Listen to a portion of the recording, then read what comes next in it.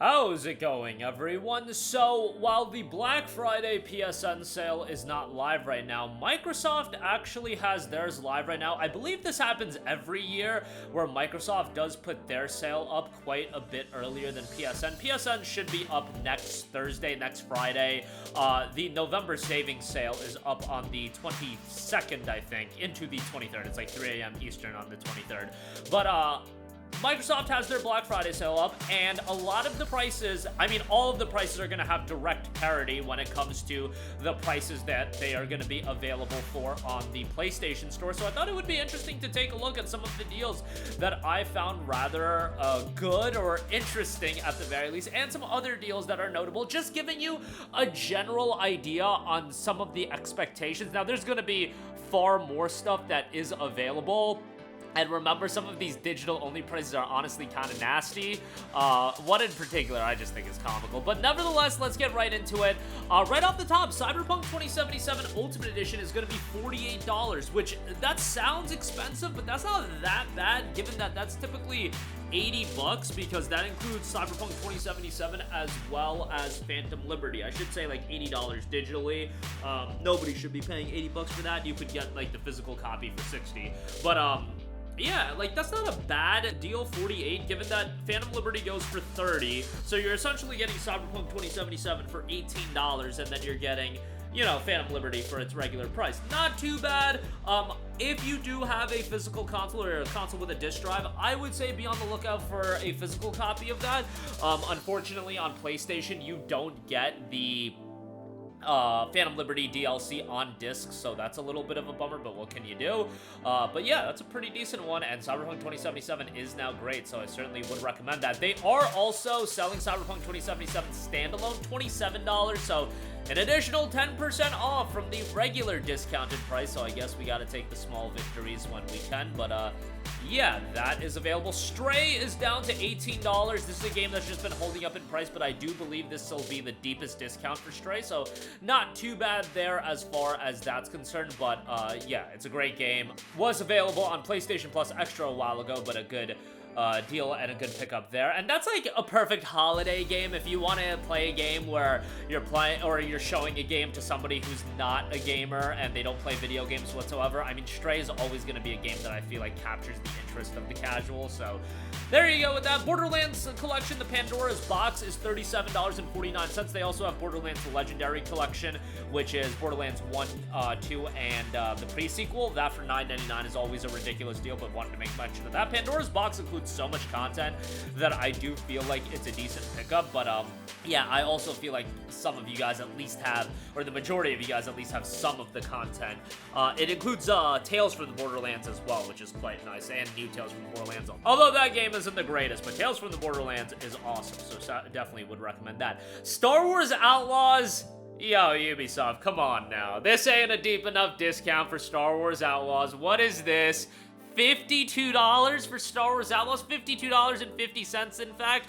$40 or lower at the very least. I would say this should be on sale for like $35. Like, this game did not do well commercially. It was panned maybe because it has the Star Wars name, like, and it's the holidays. People are just gonna be like, oh, let me check this out. It's discounted, but yeah, I think it should be way cheaper, and you certainly should not be picking this game up for $52. I know some people like the game, but man, I did not really dig this game. Ubisoft sent me a copy of it, and I thought it was like a serviceable open world title. I know that they've updated it. I gotta circle back to it, but I thought some of the stealth mechanics were terrible in this game, and even if anything else, it's $52. Like, that's wild. It came out back in August. This should be down to $35 in my opinion, but this is the PSN price. I do think the price is gonna get beaten out quite a bit when it comes to the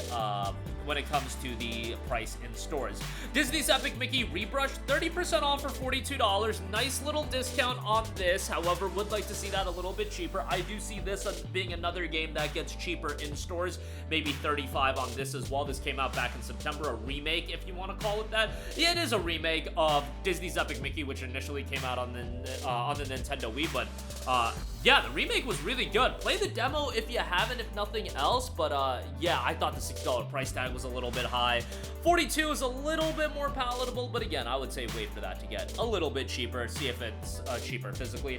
Red Dead Redemption and Red Dead Redemption 2 bundle is hitting a new low. $40 for this is actually like pretty good. $20 for each, pretty much. It would be nice if RDR1 was on sale standalone for $20. Like, I feel like so many people would be all over that. The issue with Red Dead 1 is this price point. $50 is so wild. It's going on sale standalone sometimes for $35. That's still a little bit pricey. If we could get it down to even $25, I think so many people would be all over it, but $35 is just a little bit too much. But here you get RDR 1 and 2 for $40. The issue is most of you guys own RDR2, so, you know, it's not going to be that crazy, but still a good deal. Hopefully they have a decent deal on RDR1 standalone. Even 25 would be great for that, but we'll see. Castlevania Dominus Collection, $19.99, only 20% off, but this collection is so nuts. You get Dawn of Sorrow, Portrait of Ruin, Order of Ecclesia. I own all three of these games on the Nintendo DS. They are fantastic. I strongly recommend it. $25 for all three of those is already ridiculous. $20 even better. This just came out back in August. Although I did say that about Star Wars Outlaws, but Star Wars Outlaws was a $70 release, you know, with a $110 Ultimate Edition or whatever. Castlevania Dominus Collection was already a phenomenal pickup at $25. Even at 20% off, the value is there, and I would certainly recommend it. Mass Effect Legendary Edition is $6. I mean, that deal is nuts for those of you that don't own it. All three Mass Effect games. Dead Space Remake, $17.49 on that. Pretty spicy deal there as well. Yeah, if you don't have that, that's a pretty solid pickup. You know, it's a game that is a real good remake of Dead Space. Unfortunately, we won't see Dead Space 2 remade, which is a bummer, but, you know, Motive now gonna go after the Marvel bag, which is understandable. Star Wars Jedi Survivor is $24.49. I mean, you guys know how I feel about this game. Upgraded on PS5 Pro as well. It runs fairly decently now, even on the base PS5. So, yeah, check that out. Gotham Knights is $7. I mean, I just feel like that's ridiculous. That game is a little bit older. It's 2 years old at this point, but 90% off. I actually think Gotham Knights is a decent pickup at $7. Is it at the level of the Batman Arkham games, which is naturally going to get compared to? No, but $7 for some superhero action. If you like these heroes and you're a fan of DC, I still think there's certainly some fun to be had with it. So I would recommend that for $7 for sure. Alan Wake 2 Digital Deluxe Edition down to $40. I'm not the biggest fan of Alan Wake 2, but I've wanted to give it another playthrough, and this is one of the games that is very much upgraded on PlayStation 5 Pro, so I know a lot of people are interested in it if you did pick up that console. And $40 for the game with the DLC that just dropped, that's a pretty damn good deal. $80 normally. It did just also get a physical release, but yeah, 50% off for Alan Wake 2. For most people, it seemed to be the #2 game of the year behind Baldur's Gate 3 for 2023. Again, with both of those titles, they just didn't resonate with me, but with both of those games, I am planning on giving them another shot sometime before this lifetime ends. I just don't know when. There's so many games to play, but Alan Wake 2 is probably going to be fairly soon because that's not a massive undertaking, but yeah, $40 for that is quite good as well. So definitely, especially if you have a Pro, that's going to be one to check out for sure. And I do want to highlight some deals that were posted over at GameStop. These are Nintendo Switch prices, but I would imagine that digitally it would have parity with PlayStation Store when that sale goes live. Persona 5 Royal hitting a new low at $15. That's obviously a tremendous deal. Like, P5R is great, so definitely do check that out if you didn't pick it up when it's been available for the last few years at whatever price point. But it was getting down to like $21, $22, $20, but $15 is just nuts. And then Sonic X Shadow Generations is listed for $37.49. Not like a super steep discount, but given this just came out and I think it's tremendous, I do think it's a great pickup. So I would recommend that as well. So yeah, those are some of the deals we see listed. Again, once the PlayStation Store sale goes live, these are the prices that I would be expecting. They are very likely. This happens, I want to say this happened last year as well, where we looked at the Xbox sale that did go live first, and yeah, PlayStation has a lot of the same stuff as to be expected. But that'll do it for me. Let me know all of your thoughts in the comment section down below. As always, sound off there. Thank you for watching, and goodbye.